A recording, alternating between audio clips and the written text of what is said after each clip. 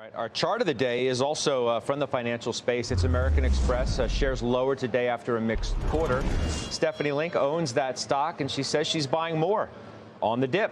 In fact, she joins us on the phone to tell us exactly why. Hey, Steph, talk to us. Hey, Scott. Yeah, I always say earnings season is silly season because you get these outsized moves either on the upside or the downside. You got to really dig through the details. And I know why the stock opened down initially, because they beat with poor quality. It was all lower taxes. And then you look at first glance on Bill's business, only up 8% versus the 12% expected. But then you look in deeper, and it's on a constant currency basis. Bill's business was up 12%, so just fine.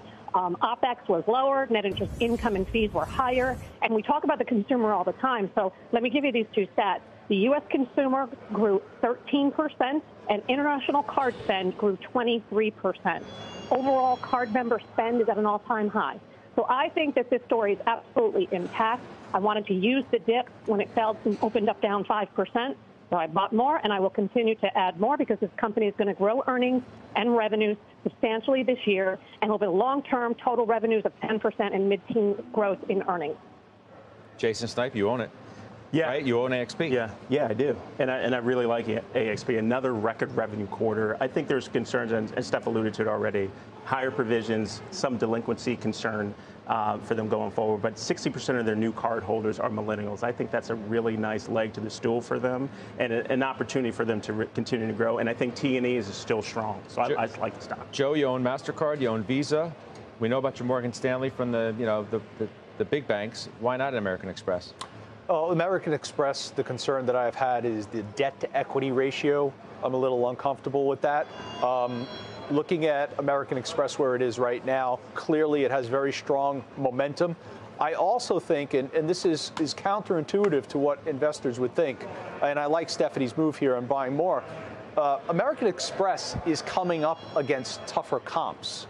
And generally, investors would be somewhat suspicious of buying into that, but that's generally the time. I believe that you actually want to buy into that because you have the opportunity on a valuation basis to take advantage of any perceived weakness on those tougher comps. So in the past, it has been the debt-to-equity ratio that has kept me on the sidelines, but let's say where American Express is right now, it is certainly a name that I would consider adding to the portfolio, and I like what Steph did. Steph, before I let you go, I see you also bought more SLB.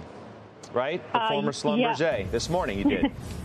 Yes, there was nothing in the quarter to have the stock open down 4%. And after going through the report and listening to the company, I like it even more. They beat on EBITDA, they beat on earnings, sequential margins grew at all four segments, and international, which is 70% of the business, grew 21% in the quarter, and they had 14 out of 25 international geographies that grew 20%, and 7 international geographies where they grew 30%.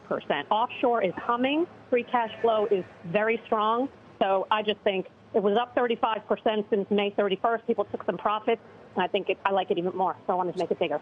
Steph, I appreciate you calling in.